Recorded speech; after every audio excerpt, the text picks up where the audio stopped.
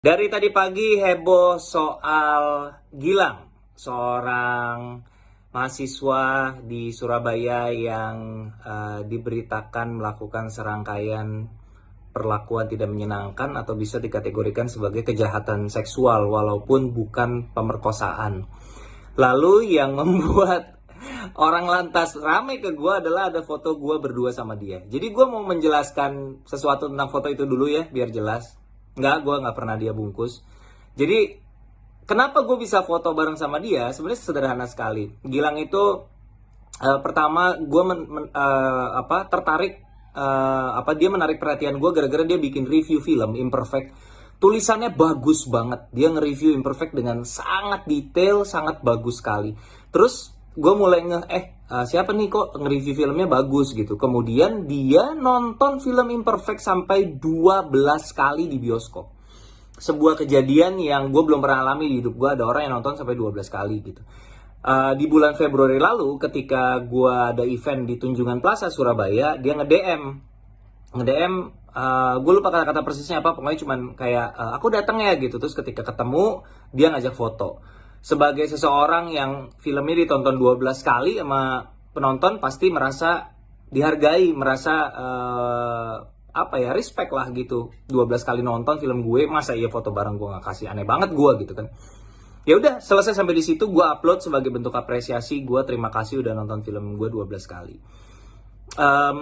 Ketika beredar pagi ini, gue cek akun Instagram dia udah nggak aktif.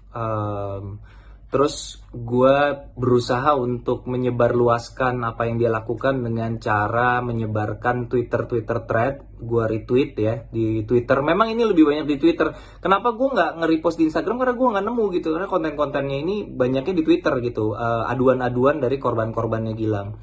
Jadi berbagai cerita, barang bukti, screen capture, foto-foto yang ada di Twitter, gue coba sebarluaskan.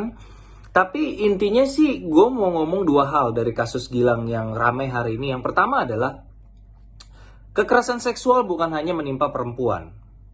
Lo bisa lihat sendiri dalam kasus ini, pelakunya adalah laki-laki, korbannya adalah laki-laki. Yang kedua, semoga dengan adanya kejadian ini kita semakin sadar bahwa betapa RUU PKS itu penting. RUU perlindungan terhadap kekerasan seksual itu penting. Gue mau baca satu pasal ya di RUU PKS ya tentang kasus ini, berhubungan sama kasus ini, karena yang terjadi ini bukan pemerkosaan kan. Lo mau masuk ke pidana juga bingung gitu, ini masuk pasal apa gitu. Tapi di RUU PKS pasal 12 ada tertera kayak gini.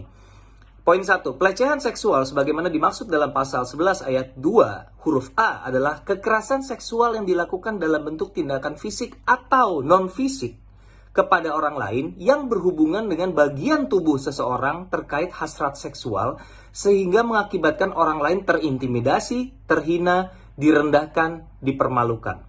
Poin 2, pelecehan seksual sebagaimana dimaksud dalam pasal 11 ayat 2 huruf A tadi adalah delik aduan, kecuali jika dilakukan terhadap anak penyandang disabilitas dan anak dengan disabilitas. Artinya apa? Artinya sebenarnya korban-korbannya Gilang bisa mengadu ke polisi seandainya RUU PKS ini adalah undang-undang.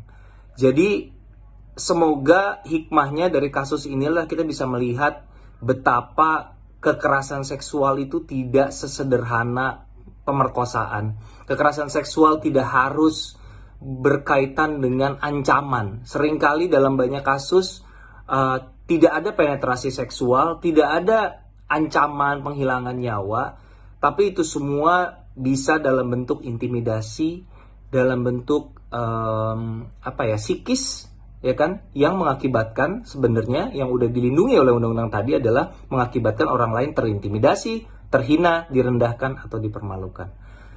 Jadi gue cuman berharap setelah kejadian ini, kalau kedepannya teman-teman melihat ada perjuangan soal RUU PKS, now you know why it is important and why we all need to support it.